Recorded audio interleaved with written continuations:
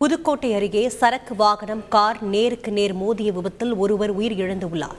இது குறித்த கூடுதல் தகவல்களை செய்தியாளர் சுந்தரிடம் கேட்டு பெறலாம். சுந்தர், சொல்லுங்க, உயிரிழந்த நபர் யார்? இந்த விபத்தானது எப்போது நிகழ்ந்தது? விவரங்களை பதிவு செய்யுங்க.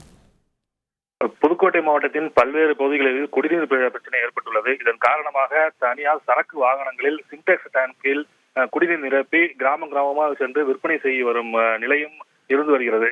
அதே போன்றுதான் புதுக்கோட்டையிலிருந்து அதாவது சத்தியமங்கலம் உள்ளிட்ட கிராம பகுதிகளுக்கு சரக்கு வாகனத்தில் குடிநீர் சின்டெக்ஸ் டேங்கில் குடிநீர் ஏற்றிக்கொண்டு சத்தியமங்கலம் நோக்கி ஒரு தனியார் சரக்கு வாகனம் சென்று கொண்டிருந்தது. இந்த எதிரே திருச்சியிலிருந்து புதுக்கோட்டையை நோக்கி ஒரு கார் வந்திருந்தது. அதில் தம்பதியினர் 20 இருந்துள்ளனர்.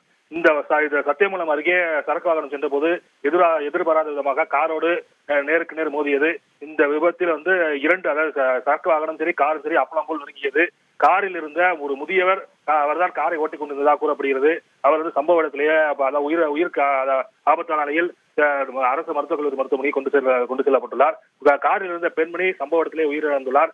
இதனைத் தொடர்ந்து அதாவது சரக்கு வாகனத்தில் இருந்த ஓட்டுநரும் உயிருக்கு ஆபத்தான நிலையில் தற்போது புதுக்கோட்டை அரசு மருத்துவக் கல்லூரி மருத்துவமனைக்கு கொண்டு செல்லப்பட்டுள்ளார். இந்த விபத்தில் ஒருவர் உயிரிழந்துள்ளார். 2 பேர் உயிருக்கு ஆபத்தான நிலையில் புதுக்கோட்டை அரசு மருத்துவக் கல்லூரி மருத்துவமனைக்கு கொண்டு செல்லப்பட்டு அங்கு அவர்களுக்கு சிகிச்சை பெற்று வருகிறது.